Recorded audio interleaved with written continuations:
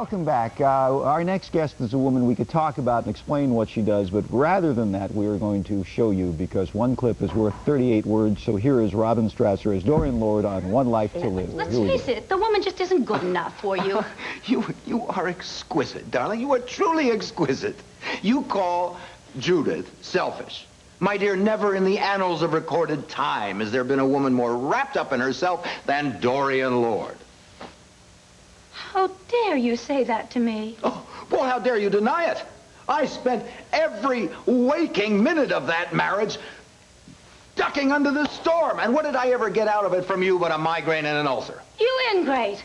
Why, there are men who would be on their knees, thankful for everything I have to offer. Oh, well, that's you all right, generosity itself.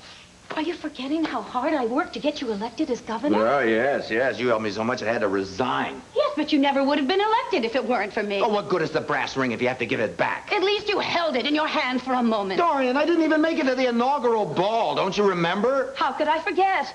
All those flowers and shrimp dip going to waste. Robin Strasser. That was Tony Call as Herb. Yeah. So what? How would you describe that person, that Dorian person? What would you say about her? Would you want her as a friend? I would, but then I'm strange. You don't want her as an enemy, that's for sure. Perhaps not. What are her best qualities as a human being? Her energy, I guess. What She's are her- relentless. Now, this is only an hour show, but what are her worst qualities? Her worst qualities, I think her perception of reality. You know, like a lot of good neurotics, she thinks the whole world revolves around herself, and so that anything she does is all right because it must be correct, because she feels that way. And how much is Robin Strasser like Dorian Lord? I've got a lot of energy. And I'll own up to a few traits which get blown up out of proportion to create a character. Yeah. Sure. Are you a theatrical person away from the screen? Yes. Yeah. You've seen me cook dinner, haven't you? No, I'll tell you why I say that. You were supposed to be with us last Monday, remember, but you were a little ill under the A weather. little ill. I had the flu That's like what I'm you saying. wouldn't believe. There's no way that you're a little ill. Either you are ill. It's actually promoted as the flu of death. Yes. Really?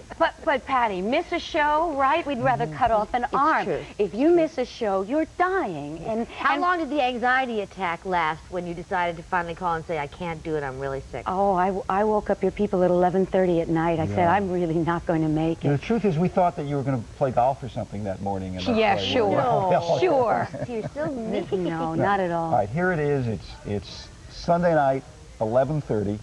You're calling in. How did the phone call go? Who'd you call? Somebody on the staff? Barbara. Call Barbara? Called Claudia. All right. Claudia. Claudia's never home, so who'd you call after that? No, Claudia was home. Oh, she was home. Okay. And what's she was the- very reassuring. But what did you sound like? How did you sound?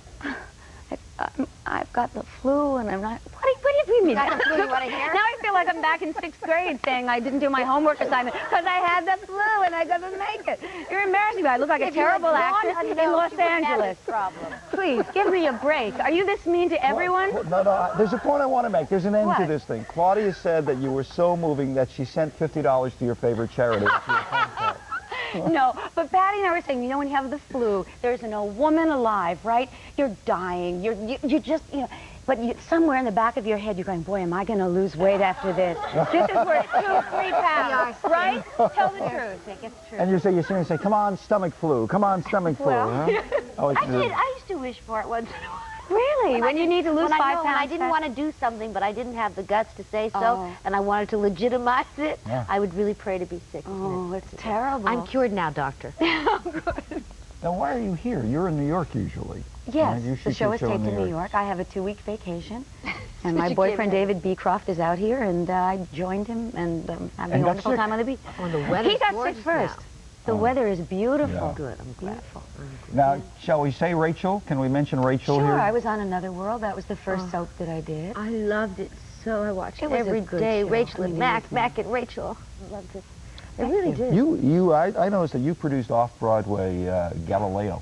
Yes. All right. Now, Galileo and One Life to Live, were you doing it at the same time? No, I was actually doing All My Children at that time. I did a brief 2-year stint on that show. A brief 2 years. Yes, playing People in have whole careers in this business in 2 years. Well, at any rate, yes. And I also produced a couple of White Chicks Sitting Around Talking as a benefit for a theater that had burned down and needed rebuilding. It seemed like a good way to get to do theater Yeah. while I was doing the soap, because that's always been important to me. The reason I was thinking about that was that Galileo has to be one of the most challenging, more difficult pieces of theater to be involved in. Yes, and do you know where we did it? We did it at Columbia University in the lecture hall that was part of the complex where the bomb was developed. The Manhattan Project. The Manhattan Project, yeah. Yes, and our audience sat in student desks with the desk in front of them and those uncomfortable little funny wooden chairs, and it was quite interesting. The people who write headlines for reviews would be very tempted to say, take it away, Steve. This is going to be more meanness out of you. Well, I'm going to call it worse now. I'm not Does going he to do this to everyone? How do you get guests? What? I can't. No, I can't do that. We call them the flu recovery ward. We get only people on who were sick and too weak to say no. Say what you want. Okay. Beat me. Let me come on your show. Right. Okay. One Life to Live airs weekdays at 1 o'clock here on ABC, and it's a pleasure to meet you. Thank you. It's You're nice very being funny. here. Yeah. Really fun. Thank you. Goodbye. Bye-bye. I hope you feel better.